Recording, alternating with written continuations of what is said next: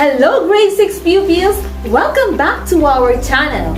I am glad to be with you again today as we have another exciting session in English 6. I am Teacher Hazel V. Destacamento of Kabarbuhan Elementary School, Bacon West District, Sorsogon City. I will be discussing Quarter 2, Week 4 of your learning activity sheet, recognizing evaluative word choices to detect biases and propaganda devices used by speakers. So, are you ready for our lesson today? Let's watch a short video first. Enjoy the video and be ready for some questions later. Tired all day? Craving for something crispy and crunchy outside, but tender and yummy inside? Try the best fried chicken in town. The fried chicken, flavored with secret blend of herbs and spices, perfectly fried to achieve that amazing and addictive taste that will not only satisfy your cravings but will also make you ask for more. Let us now answer the following questions. Number 1. What's in the commercial? The commercial is about fried chicken. Number 2. If you are the customer, would you buy the food endorsed in the video? Why?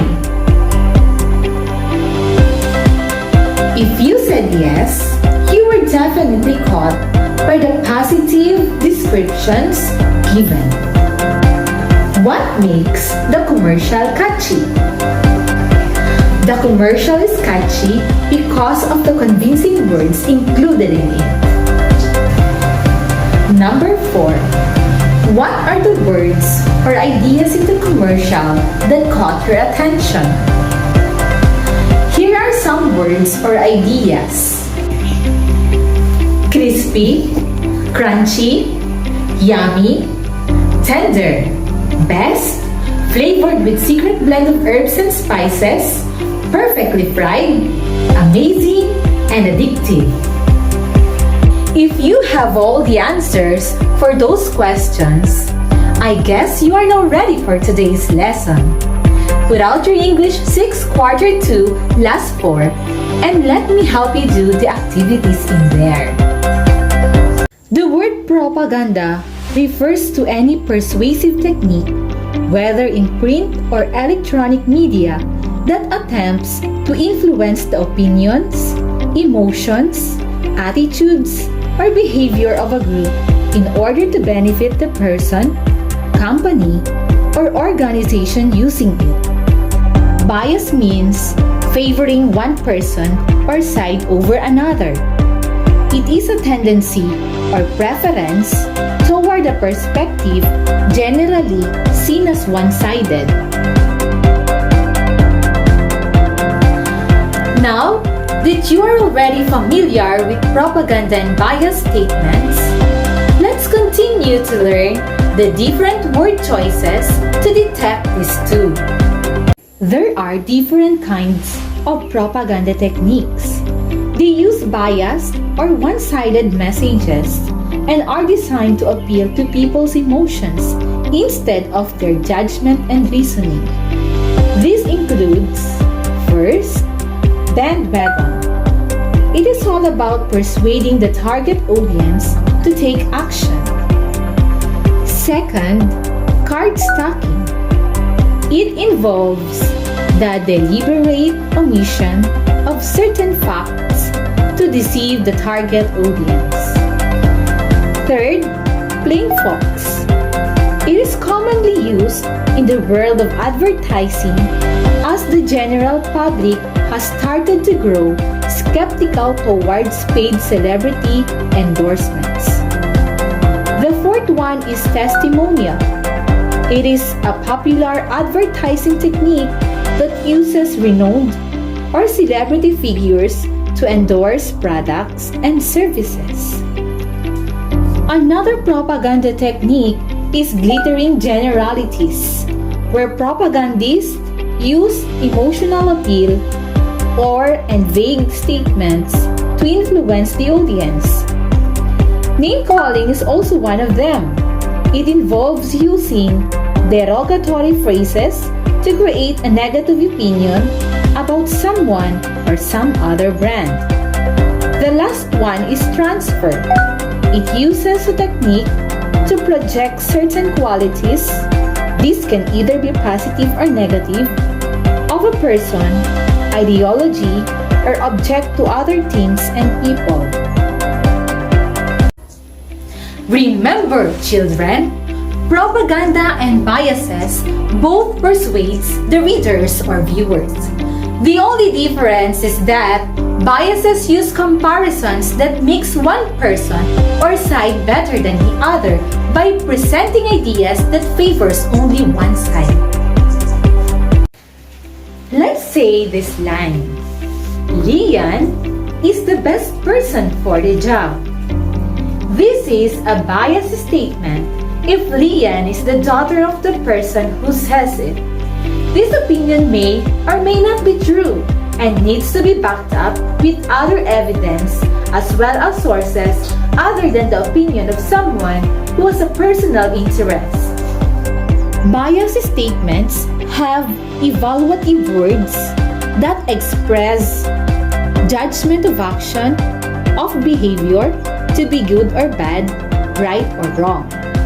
This can have positive or negative effects.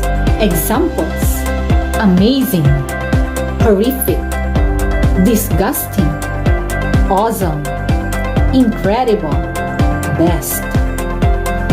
Now, how can we detect biased statements? Well, you have to keep these questions in mind. Number 1. What facts has the speaker omitted? Number 2. What additional information is necessary? Number 3. What words create positive or negative impressions? Number 4. From whom or where are the pieces of information came from? There are also some indicators that information is biased. First, the language used is often extreme or exaggerated. Second, the argument appeals more emotions than logic. Third, the author presents limited views of the topic or one side of the argument only. Fourth, includes only facts or examples that support the speaker's opinion. Fifth, mostly the purpose is to persuade, endorse, promote, market, sell, or entertain. Biased information and propaganda devices try to change your mind and influence your decision. An effective reader should know how to weigh facts and information without being biased and subjective in favor of someone or something. Is our topic clear to you now? Can you now spot the propaganda and bias statements using the given clues? That's awesome!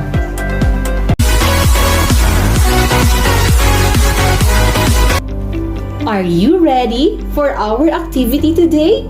Let's begin! Let us do a simple activity. Tick the box with the statement that shows bias or propaganda. Example: wouldn't it be nice if life is filled with Cadbury chocolates? That shows bias or propaganda. Now, it's your turn.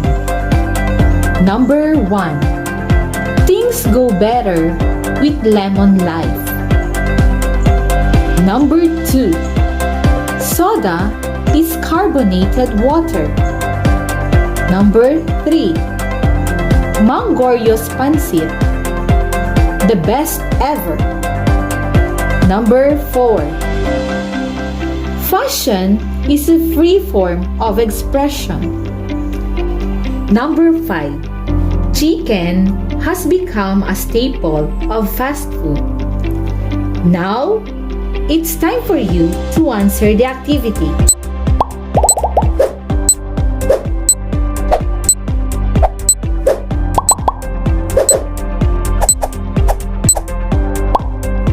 What are the items that must be ticked? The statements that show biased ideas are items 1 and 3. Statements 2, 4, and 5 are unbiased statements.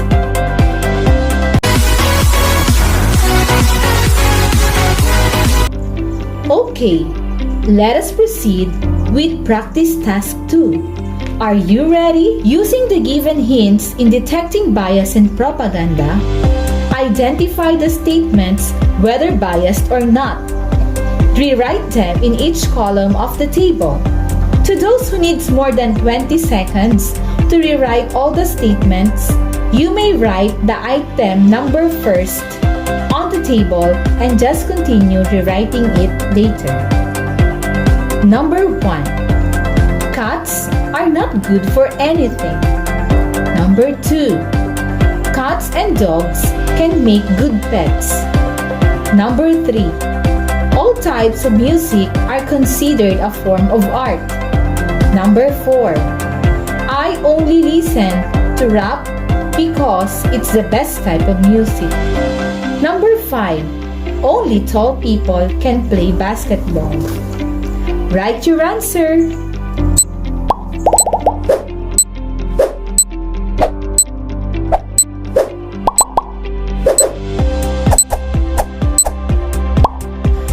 Are you ready to find out the answers?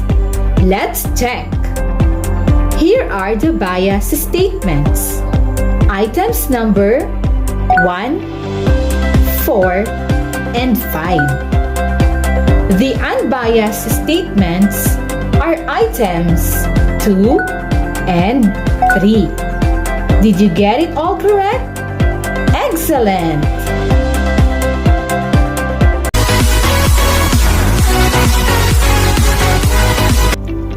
Let us have another challenging activity. Read and analyze the text below.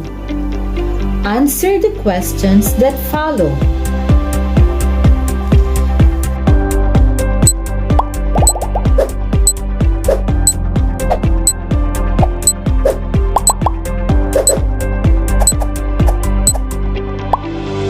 Are you done reading? Let us answer the given questions. First, what is the author's point of view about vitamin A? If your answer states the importance of vitamin A, then your answer is correct. Number 2, what do you think is the author's purpose in writing? Is your answer similar to this? The author convinces the readers take vitamin A and make carrots a part of their diet. Well, you are correct. Number 3. What propaganda did the author use to promote carrots? To answer this question, you may take the last 2 sentences of the text, and that is an example of bandwagon. Number 4. Which statement reveals the author's bias?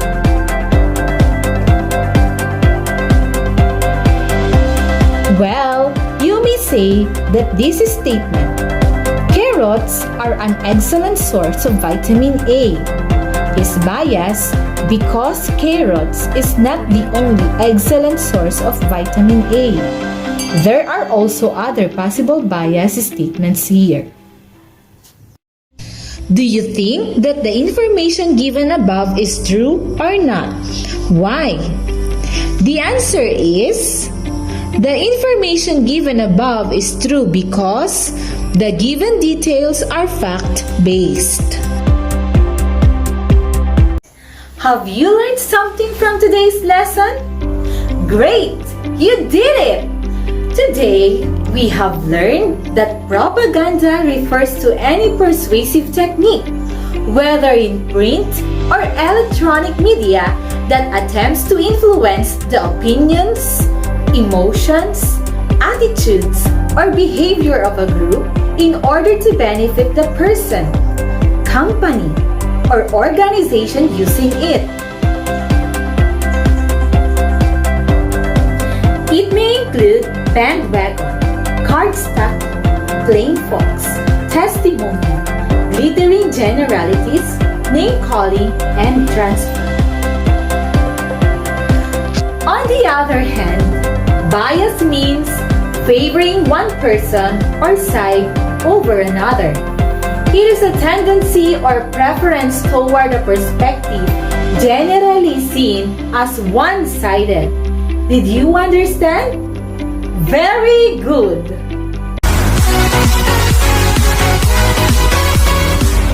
Let us assess what you have learned today. Read each question carefully and encircle the letter of the best answer. Number 1. Which word indicates bias in the statement? This is the best tasting coffee.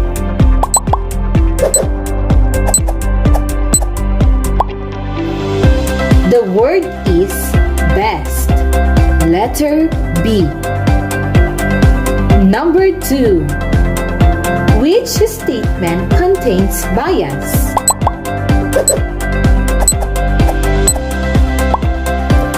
The correct answer is letter A. Shoppers at a supermarket are asked to choose the best dog food. Number 3. Which advertisement line contains an author's bias?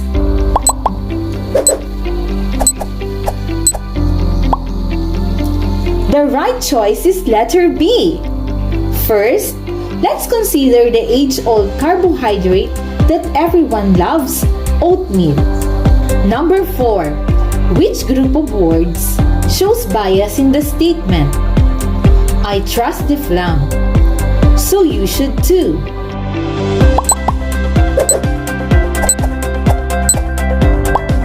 The answer is letter A, I trust. Number 5. Which word shows bias in the advertisement? Drink cow's milk. It's the old folks' favorite milk.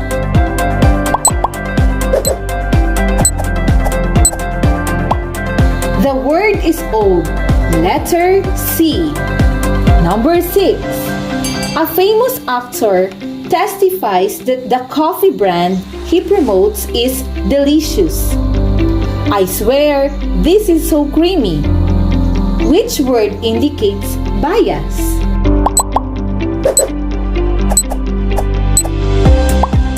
The answer is letter A, swear. Number 7. Which phrase reveals bias in the advertisement? New Happy Made orange drink. A pulpy deal with no preservatives added.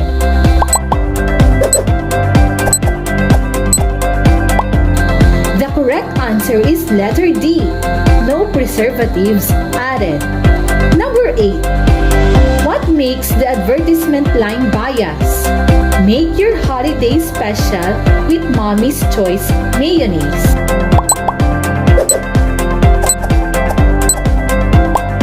The answer is letter B. It tells us that holidays can get better by buying the product. Number 9. Which word indicates bias in the statement? Roasted chicken is the best meal for dinner.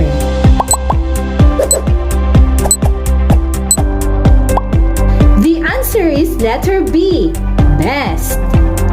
Number 10.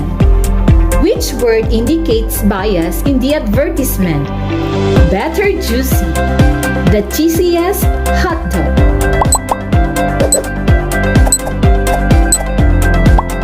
The answer is letter C, cheesiest. That's it for today, my dear children. Before I say goodbye, Let me remind you kids to never be tired of learning new things, for it will make your future brighter and more exciting. Until next episode, kids, bye!